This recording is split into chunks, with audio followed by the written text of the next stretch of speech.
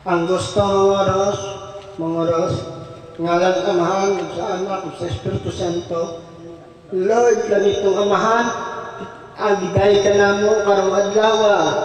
Lord, inaot Lord na ubanan mo kami sa maamong meeting o sa pag-uuna mo sa imong mga pulong, Lord, dyan.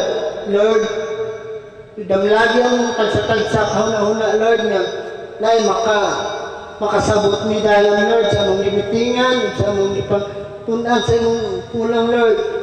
Lord, ikaw mag-auban ka na mo, Lord, karong adlaw, Lord, sa among meeting o fellowship, Lord. Kung kaning tanan, Lord, ipasalamatan ako sa ngalan ni Jesus. Amen. Sikulo 19. Lucas 16 verse 19 ngadto sa versikulo 31.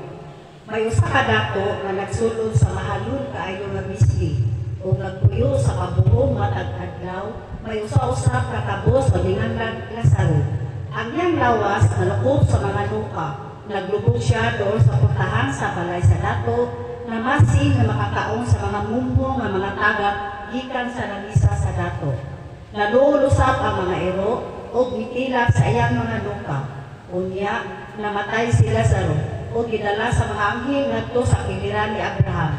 Ang dato namatay usap o gilubong o nag-antos pag-ayo dito sa Hades. Unya, lihat siya o nakita niya dito sa layo si Abraham o sa iyang kiliran diya si Lazaro.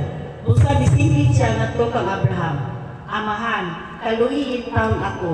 O ipadala sila sa diri aron itundo ba niyang tundo sa tubig o kabugnawan ang akong dila.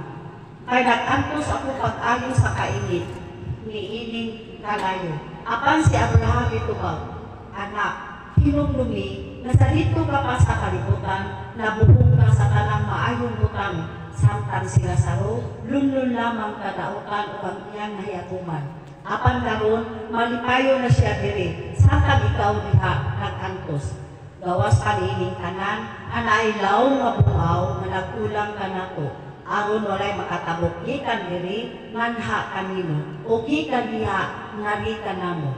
Ang dato dito ba, kung mao kana amahan, hangyon ko ikaw, nga imong untag ipadala sila sa rungat sa amo, kay aduna ako'y 5 ka igsuong lalaki.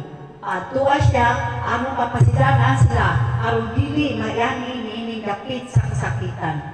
Si Abraham, mingon, atuwa dito si Moises ug ang mga propeta sa mga propeta. Ang dato dito ba, apan, amahan, dili pa ka naigo, kung adunay mabanhaw o muadto kanila, mamiya gayud sila sa ilang mga sala. 31. Apan, niingon si Abraham, kung dili gani sila muturo kang Moises o sa mga propeta, dili gayud sila magtabig, bisan pag may mabanhaw. Amen. Amen. Kato atong gibasa karon, mo to ang istorya ni Jesus may tungod sa dato o ang pumpre. Ang pumpre, ang ngalan mao si Lazaro. Naay usa ka dato nga dato mo kay siya kay nagsuot og sanina nga purple. Basta kung maka-purple sa unang panahon, dato kay na. Then katong pobre nga si Lazaro, naa sa iyang agianan, mahulugan lagmumpo, malipay na kay makakaon. Pero namatay silang duha, ang dato gilubong. Kung namatay ito physically, lawas ang silang duha. Pero ang katong pobre, dito niya nakuan ang iyang kanang tuwa siya sa kuan ni Abraham. Sa kuan ni Abraham siya nakuan, napunta. Then ang usa napunta dito sa Hades, sa lugar sa mga patay, sa punduhanan sa mga patay.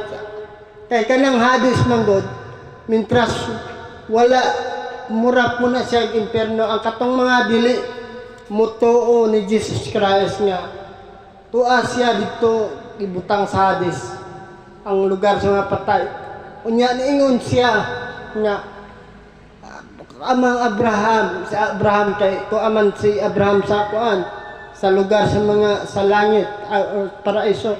Ingon siya nga Abraham, kuan palihog ko ituslo ang kamot sa tubig o patuloy yang baba kay perting inita dere papasok siya kay tuaman siya sa impyerno nga murag nagadilaag ang kalayo. Dito niya na kuan ingon si kuan Abraham dili ta makaanha dira ang naa diri di pun makaanha dira ang naa dira di pun kaanha diri unya dito pud sa kuan ingon siya suguan na lang panugo na dito kuan kanang kuan tawo nga banhaw para makaingon sa iyang mga igsoong lalaki.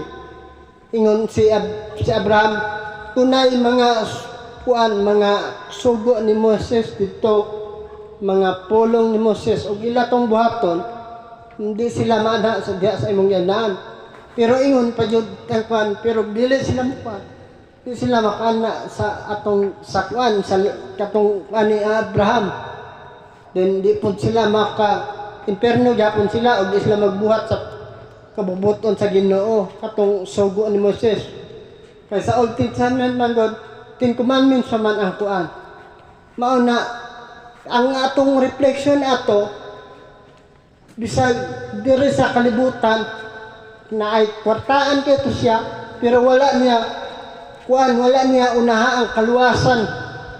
Wa siya nagkuan, wa siya nanghatag sa pobre, wala niya aliglaha bisag unsang patakadato mamatay jud ay ka. Amen. Wajay maibilin bisang pag kwartaan kay ka mamatay ka din.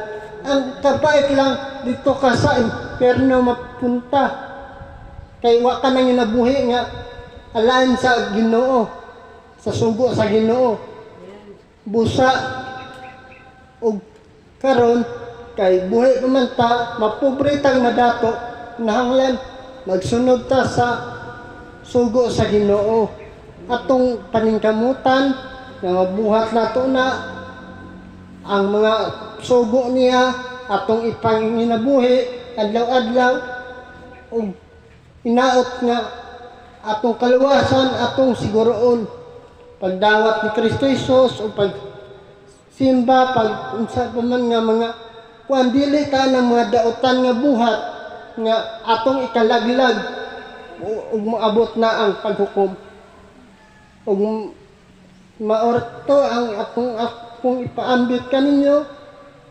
noot nga nasabtan nga ang kaluwasan importante kaayo. Amen. Ug magampo ta. Sige. Lord, sa among natun-an karon Lord nga pulong Lord, importante kay Lord ang imong mga sugo Lord, ang imong mga pulong Lord God nga among tun-an og panginabuhi Lord. Kay maojoy siya makahatag namo og kaluwasan Lord, mamatay mi physical body pero naami assurance nga eternal life kinabuhing walay katapusan nga anak kanimo Lord mo gumikan sa pagtuo kanimo Lord Lord sa panahon sa paghukom dili kami mahukuman mapunta kami sa imuha Lord sa imong Lord sa imuha Lord Jesus Lord ug kani Lord tanan Lord akong gipasalamatan sa bugtong anak na si Jesus. Amen. Amen.